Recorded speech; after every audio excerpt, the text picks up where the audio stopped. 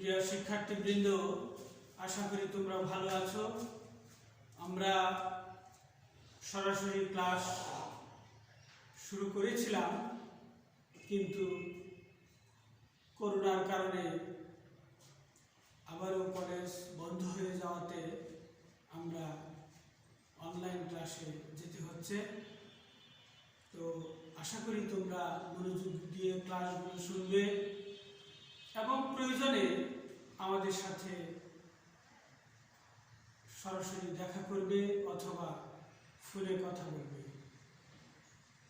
এইভাবেই এখন আমাদের পরিস্থিতি স্বাভাবিক না হওয়া পর্যন্ত চলতে হবে।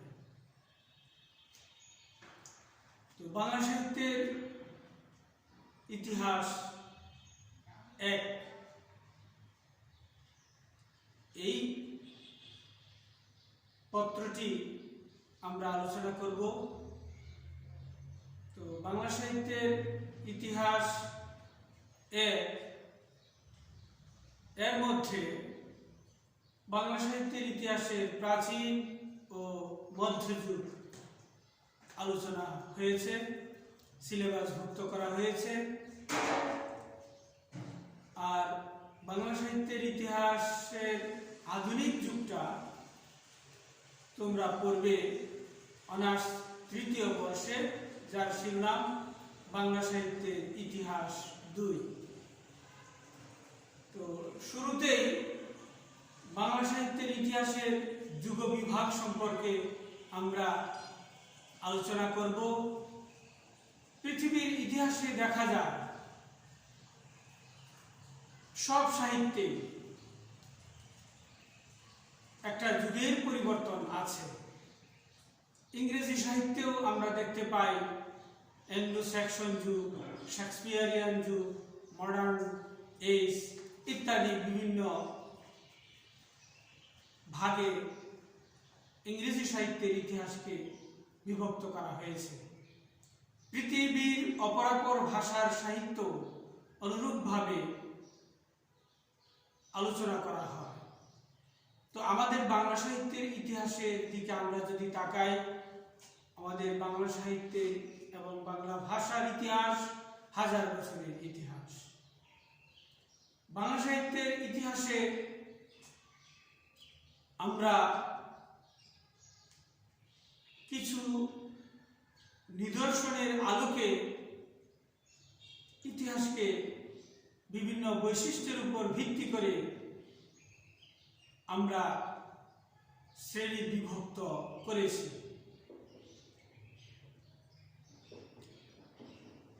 বাংলা সাহিত্যের ইতিহাসে প্রধানত 3টি যুগ রয়েছে। প্রাচীন যুগ 650 খ্রিস্টাব্দ থেকে 1200 খ্রিস্টাব্দ পর্যন্ত, মধ্যযুগ 1200 খ্রিস্টাব্দ থেকে 1800 খ্রিস্টাব্দ পর্যন্ত, আধুনিক যুগ 1800 খ্রিস্টাব্দ থেকে বর্তমান সময় পর্যন্ত চিহ্নিত করা হয়েছে।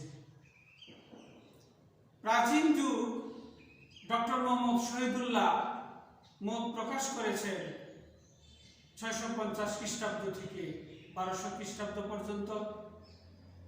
ঠিক এই সময়টাকে ডক্টর সুনীতি কুমার চট্টোপাধ্যায় বিভক্ত করেছেন, চিহ্নিত করেছেন 950 খ্রিস্টাব্দ থেকে 1200 খ্রিস্টাব্দ পর্যন্ত। অর্থাৎ বাংলা সাহিত্যের আদি নিদর্শন চর্যাপদ। এই চর্যাপদ আবিষ্কারের পর এর কালসীমা নির্ধারণ করতে গিয়ে বিভিন্ন তথ্য প্রমাণ সহযোগে ভাষার বিশ্লেষণ,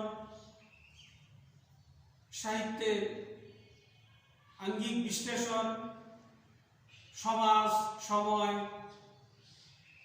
ইত্যাদি বিচার বিবেচনা করে ডক্টর মোহাম্মদ শহীদুল্লাহ চর্যাপদের রচনাকাল নির্ণয় করেছেন 650 খ্রিস্টাব্দ থেকে 1200 খ্রিস্টাব্দ পর্যন্ত এবং ডক্টর সুনীতি কুমার চট্টোপাধ্যায় ভাষা ভাষা বিশ্লেষণ, কাল,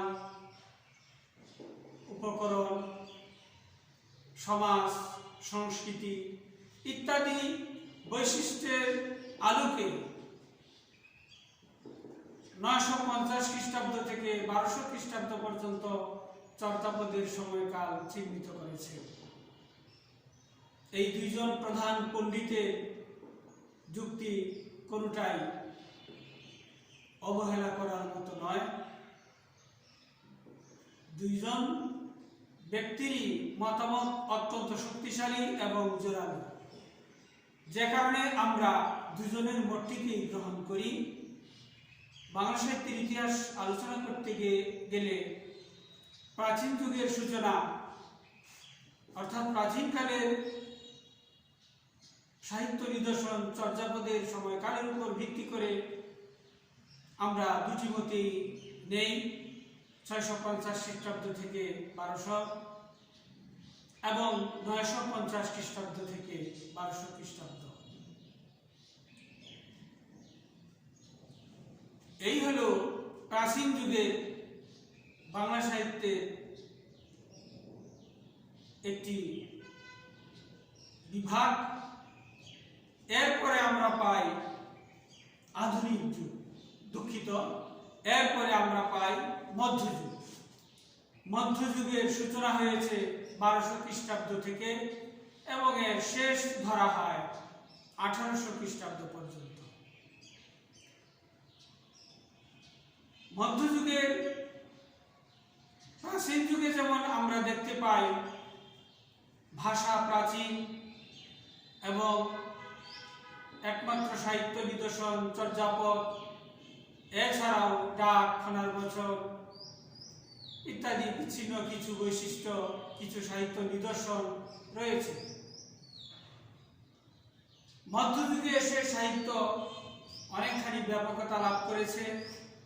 মধ্যযুগে আমরা দেখতে পাই শ্রীকৃষ্ণ কীর্তন কাব্য, বৈষ্ণব পদাবলী,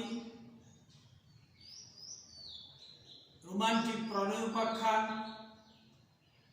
মঙ্গল কাব্য, নাট সাহিত্য ইত্যাদি বিভিন্ন সাহিত্য নিদর্শন আমরা লক্ষ্য করি। মধ্যযুগের প্রথম সাহিত্য নিদর্শন হল বড়ু চণ্ডীদাসের শ্রীকৃষ্ণ কীর্তন কাব্য। একটি কথা না বললেই নয়, মধ্যযুগের সূচনা 1200 খ্রিস্টাব্দ থেকে শুরু হলেও অনেক পণ্ডিতই 1200 খ্রিস্টাব্দ থেকে 1350 খ্রিস্টাব্দ পর্যন্ত এই 150 বছরকে অন্ধকার যুগ বা আধার যুগ বলে চিহ্নিত করে। তাদের মত, এই সময়ে বাংলা সাহিত্যের তেমন কোনো সাহিত্য নিদর্শন পাওয়া যায় না। এই সময়ে বাংলা সাহিত্য ব্যাপকভাবে বাধাগ্রস্ত হয়েছিল, বিশেষ করে মুসলমান কর্তৃক সাহিত্যের পৃষ্ঠপোষকতা তেমন লক্ষ্য করা যায় না এবং নানান পীড়ন ও অত্যাচারে সাহিত্য এই সময়ে রচিত হয়নি, এরকম মত দিয়েছেন যারা এই 150 বছর অন্ধকার যুগের পক্ষপাতী। আবার অনেক পণ্ডিতই মনে করেন, বেশ কিছু সাহিত্য নিদর্শনের কথা উল্লেখ করে তারা বলেন যে না, 1200 খ্রিস্টাব্দ থেকে 1350 খ্রিস্টাব্দ পর্যন্ত এই 150 বছরকে আমরা অন্ধকার যুগ বলবো না। এই সময়ে বেশ কিছু সাহিত্য নিদর্শন রয়েছে। এছাড়াও চর্যাপদের ভাষা থেকে শ্রীকৃষ্ণ কীর্তনের ভাষা পর্যন্ত আমরা যে পরিবর্তন লক্ষ্য করি, সেই পরিবর্তনের দিকে তাকালে বোঝা যায় যে এর মাঝখানে আরো সাহিত্য রচিত হয়েছে, হয়তো আবিষ্কৃত হয়নি, কালের অতল গর্ভে হারিয়ে গেছে। কারণ আজকের মতো সাহিত্য পুস্তক আকারে লিপিবদ্ধ হতো না। সাহিত্য নিদর্শন মুখে মুখে প্রচলিত হতো এবং পাণ্ডুলিপি বিভিন্ন উপাদানে লিখে রাখা হতো। ছাপার ব্যবস্থা ছিল না, যে কারণে সাহিত্য নিদর্শন হারিয়ে যাওয়াটা অসম্ভব কিছু নয়। তো সেই হিসাবে 1200 খ্রিস্টাব্দ থেকে 1350 খ্রিস্টাব্দকে 150 বছর কেউ কেউ স্বীকার করেন, আবার কেউ কেউ স্বীকার করেন না। তো মধ্যযুগের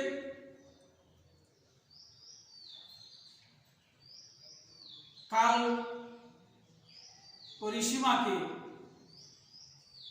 পণ্ডিতগণ আরো দুটি ভাগে ভাগ করে। একটি হলো আদি মধ্যযুগ, আরেকটি হলো অন্ত মধ্যযুগ। আদি মধ্যযুগ 1200 থেকে 1500 খ্রিস্টাব্দ পর্যন্ত এবং অন্ত মধ্যযুগ 1500 খ্রিস্টাব্দ থেকে 1800 খ্রিস্টাব্দ পর্যন্ত। তো এই মধ্যযুগে বাংলা সাহিত্য ব্যাপক সমৃদ্ধি লাভ করেছে।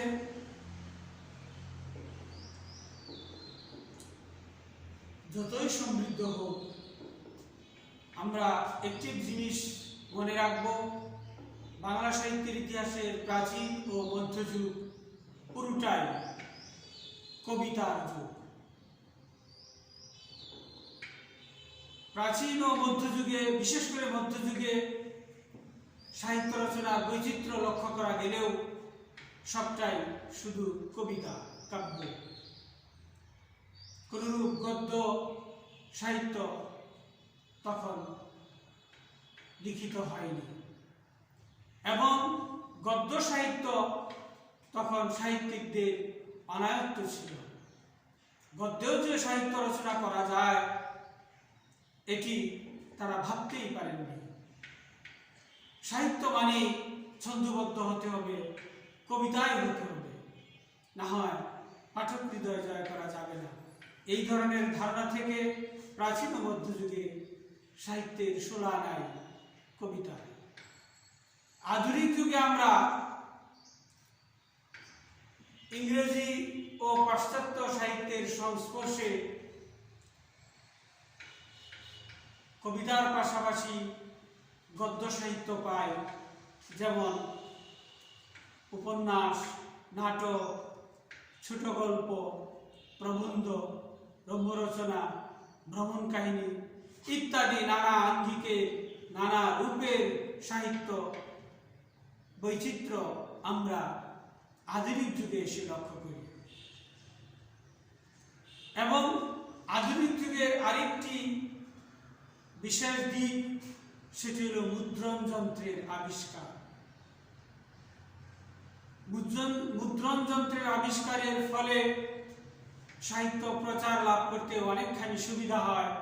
পত্রপত্রিকা বের হয়, সেই পত্রপত্রিকার মাধ্যমে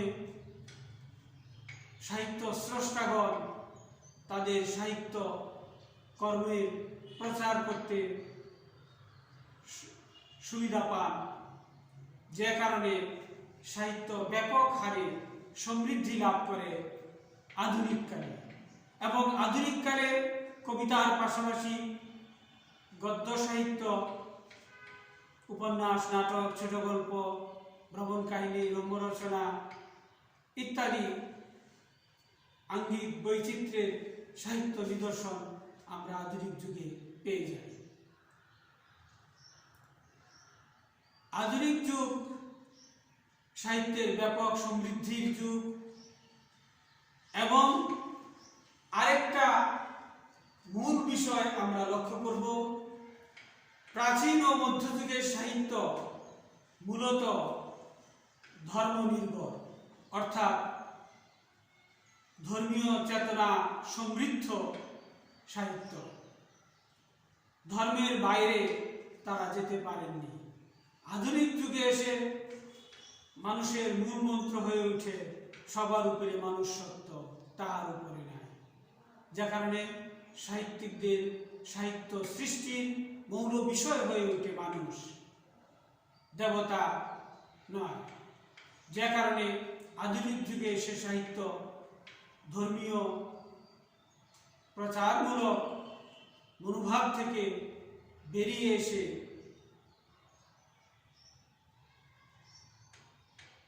আধুনিক চিন্তা চেতনায় সমৃদ্ধ সাহিত্য রচনা লক্ষ্য করা যায়। তো আধুনিক যুগে বাংলা সাহিত্যের ব্যাপক সমৃদ্ধি আমরা লক্ষ্য করি। তো আধুনিক যুগকেও অনেকেই দুটি পর্বে ভাগ করেন। আধুনিক যুগের প্রথম পর্ব হল 1800 খ্রিস্টাব্দ থেকে 1960 খ্রিস্টাব্দ পর্যন্ত। এটি আধুনিক যুগের গঠন যুগ। এই সময় আধুনিক যুগের সাহিত্যের বিশেষ কোনো সমৃদ্ধি আমরা লক্ষ্য করি না। আধুনিক যুগের সাহিত্যের ব্যাপক সমৃদ্ধি লক্ষ্য করা যায় 1960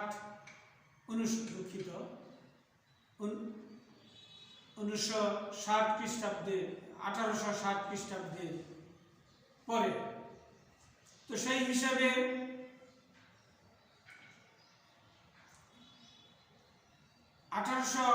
খ্রিস্টাব্দ থেকে বর্তমান সময় পর্যন্ত এটি হল আধুনিক যুগের বাংলা সাহিত্যের সমৃদ্ধির যুগ।